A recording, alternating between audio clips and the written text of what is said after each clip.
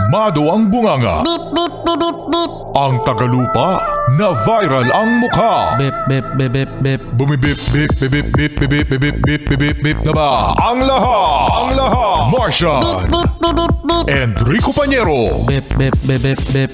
Beep, beep, beep, Bip, bip, bip, bip, bip. Bip, bip, bip, bip, bip. Kikilaok! Kikilaok!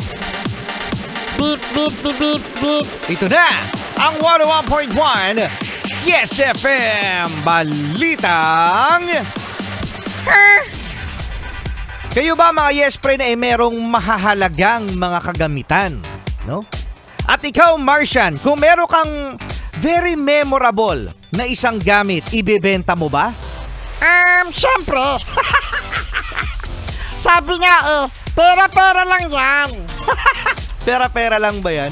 Kasi eto mga Yes Friend, yan, si Pia Wurtzbach, di ba no?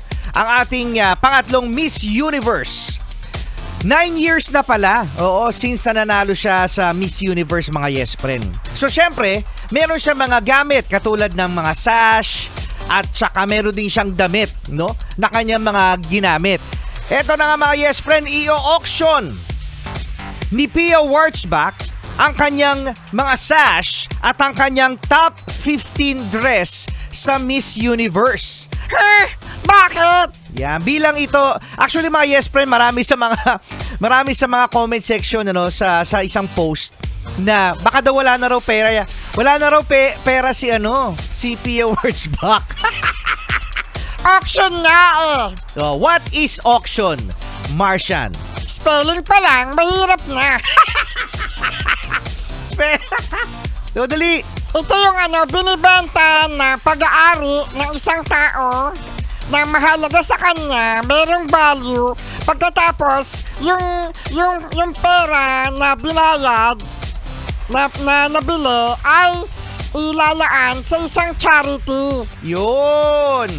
Charity nga naman pala Oo, no? At syempre, mga Yes Friend, isa sa mga nagpanalo kay Pia Wurtzbach ang kanyang advokasya na yung awareness sa HIV. Yan. Kaya doon mapupunta yung pera mga Yes Friend may auction yan sa kanyang mga sash at sa kanyang dress. Actually, no, maraming sash to si Pia Wurtzbach kasi 3 beses siyang sumali sa Binibining Pilipinas. 3 beses, so ibig sabihin 3 sash agad yon. Plus 1 sash for Miss Universe and yung dress na ginamit niya for her introduction kung saan siya ay nakapasok sa top 15. Yan, marami naman mga nanghihinayang na mga netizen Martian kasi nga naman sayang naman daw. Sana daw itabi na lang ni Pia Wurtzbach para na sa ganon as memory, no? Ayan, yan yung mahirap sa ibang Pinoy. Mahirap mag-let go. Kaya ang gulo-gulo ng bahay nyo kasi ang dami-dami nyo mga anik-anik. Na hindi nyo ma-let go kahit ang kalat-kalat. Kaya pala yun. At iyan ang ating balitang.